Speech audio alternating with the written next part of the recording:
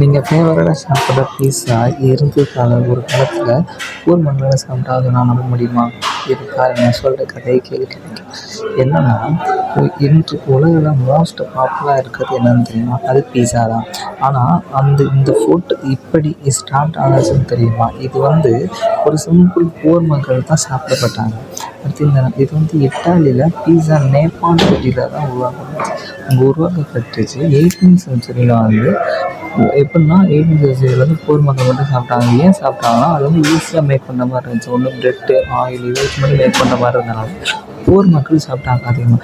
அதுக்கடுத்து இது Italy soldier அமெரிக்காவோட போர் நடக்கும்போது சோல்ஜர்ஸ் இதை டேஸ்ட் பண்ணி பார்த்து ரொம்ப பிடிச்சனால அமெரிக்கா நியூயார்க்கை சோல்ஜர்ஸ் அதை பிரபலப்படுத்தி இதை முடிஞ்சளவு கொண்டு வந்தாங்க.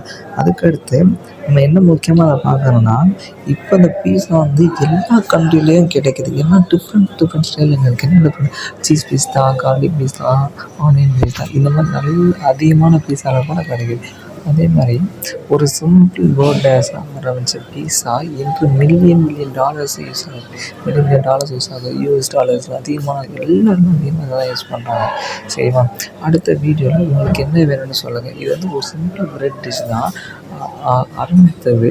ஆனால் பீஸா இன்று மில்லியன் டாலர்ஸ் பிஸ்னஸ் நம்மளுக்கு ஹெல்ப்ஃபுல்லாக இருக்கும். ஆனால் இப்போ நல்லா தெரிஞ்சுங்க, ஒரு சாதாரண ஆரம்பித்தது இது மில்லியன் டாலர்ஸில் போனால் எந்த அளவுக்கு அது பிக்கப் படிச்சுங்க நீங்கள் யோசித்து பாருங்கள் காய்ஸ்.